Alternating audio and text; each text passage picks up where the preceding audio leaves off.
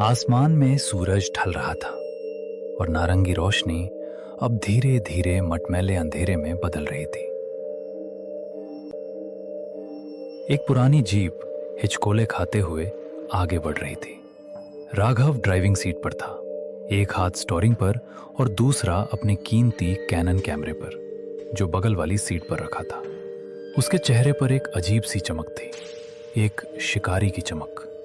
वहीं बगल में बैठा समीर सीट बेल्ट को इतनी जोर से पकड़े हुए था जैसे कि वो उसे बचा लेगी।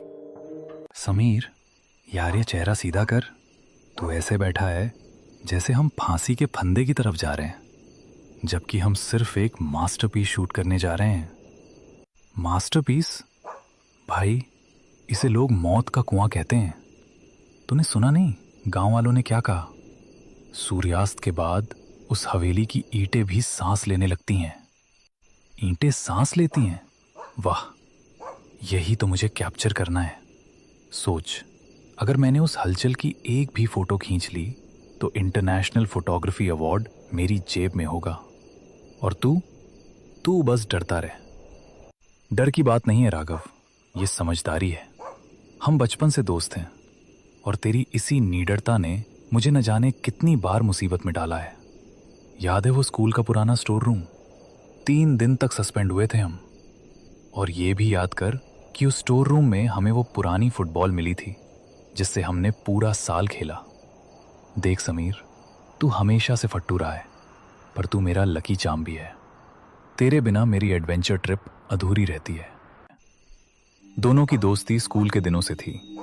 राघव हमेशा से साहसी था, जिसे खतरों से खेलने में मजा आता था, जबकि समीर एक सीधा साधा लड़का था जो किताबों और सुकून वाली जिंदगी को पसंद करता था। इस सफर पर आने की वजह भी राघव की जिद ही थी।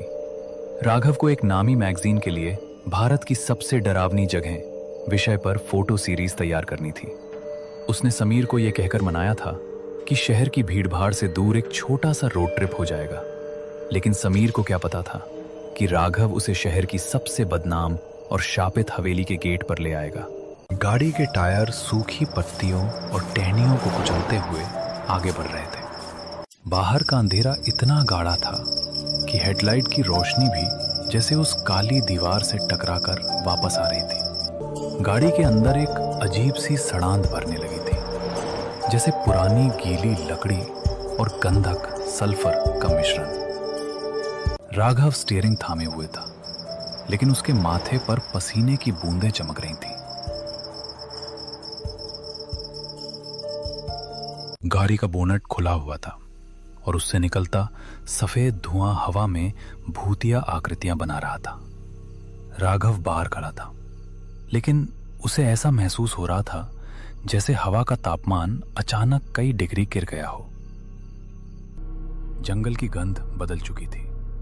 अब वहां सूखी पत्तियों के साथ साथ किसी पुराने सड़े हुए मांस की गंध आने लगी थी। समीर, बाहर आ यार, अकेले बोनट नहीं संभल रहा। टॉर्च पकड़, मुझे वायर चेक करने हैं। भाई, मैं अंदर से टॉर्च दिखा रहा हूं ना। बाहर बहुत अजीब लग रहा है। अबे फट्टू, बाहर आएगा तो ही तो कुछ दिखेगा। जल्दी आ। समीर कांपते हुए पैर बाहर रखता है। जैसे ही उसके जूते जमीन पर पड़े, उसे लगा जैसे जमीन के नीचे से कोई हलचल हुई हो। उसने अपनी टॉर्च चारों तरफ घुमाई। राघव, वो देख, झाड़ियों के पीछे 2 पीली आंखें, वो हमें घूर रही हैं। कहां? कुछ नहीं है वहां, जंगली बिल्ली होगी या कोई सियार। तू बस इंजन पर रोशनी रख। अरे यार, इस नई टॉर्च को क्या हुआ? बैटरी अभी बदली थी, लगता है वोल्टेज का कुछ इशू है। राघव, टॉर्च खराब नहीं है, कुछ और है। देख, उस बरगद के पेड़ के पास वो साया, वो इंसान जितना लंबा है, लेकिन उसके हाथ जमीन तक लटक रहे हैं। तू पागल हो जाएगा समीर, वो पेड़ की परछाई है। राघव ने जैसे ही उस तरफ टॉर्च मारी, रोशनी वहां पहुंच